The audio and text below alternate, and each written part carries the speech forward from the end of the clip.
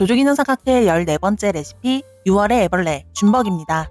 줌벅은 쉐이크 기법을 사용하는 칵테일로 콜린스 글라스에 담고 칵테일 픽에 파인애플 외지와 체리를 꽂아 가니쉬를 해줍니다. 줌벅에 들어가는 재료로는 멜론 리큐르 1온스, 코코넛 럼 리큐르 2분의 1온스, 바나나 리큐르 2분의 1온스, 파인애플 주스 2온스, 마지막으로 스윗 앤 사워 믹스 2온스가 들어가며 줌벅 칵테일의 맛을 떠올리면서 들어가는 재료들의 향인 멜론, 코코넛, 바나나, 파인애플이 들어간 달달 상큼한 칵테일로 연상하시면 암기하시는 데 도움이 됩니다. 조주기능사 실기시험장에 쓰이는 재료의 병들을 살펴보면 먼저 멜론 리큐르의 경우 주로 화면에 보이시는 미도리 제품을 사용하며 코코넛 럼 또한 말리부라는 특정 제품을 사용하니 이렇게 특정 제품을 사용하는 경우에는 사진이나 실물 제품으로 눈에 익혀두시면 도움이 됩니다.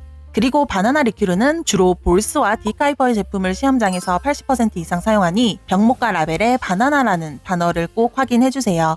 마지막으로 파인애플 주스는 시중에 많이 보이시는 제품을 사용하니 시험장에서 찾기 어렵지 않으실 거고 스윗 앤 사워 믹스는 시험장에서 모닌의 제품을 주로 사용하니 눈에 꼭 익혀두세요. 줌벅 칵테일을 제조하기 전 이것만 체크하고 갈게요. 첫째, 줌벅 칵테일은 칠링한 얼음을 버리지 않는다. 조주기능사 실기 레시피의 칵테일들은 대부분 처음에 칠링한 얼음을 버리고 음료를 따르기 때문에 줌벅 역시 무심코 습관적으로 칠링한 얼음을 버리시는 분들이 있는데요. 실제로 실기시험장에서 흔히 많이 하시는 실수입니다. 그러니 줌벅은 얼음을 버리지 않도록 꼭 주의해주세요. 두 번째 키포인트, 파인애플 주스가 들어가는 칵테일은 파인애플 외지와 체리를 함께 장식하는 가니쉬를 해야 한다.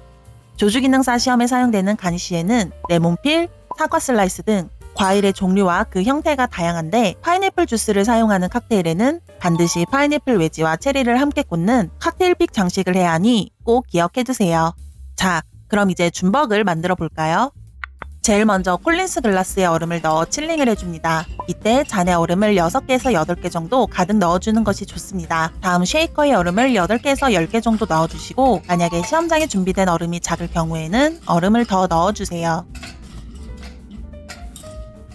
그리고 베이스 기주인 미도리를 먼저 1온스 넣어줍니다. 간혹 지거에 가득 안 남는 분들이 계시는데 이렇게 되면 4분의 3온스 용량에 더 가까워지니 1온스 용량에 가득 담아서 넣어주세요. 다음 말리부를 2분의 1온스 넣어줍니다. 이때 2분의 1온스는 지거의 반이 아닌 반에서 좀 더 넣어주셔야 합니다.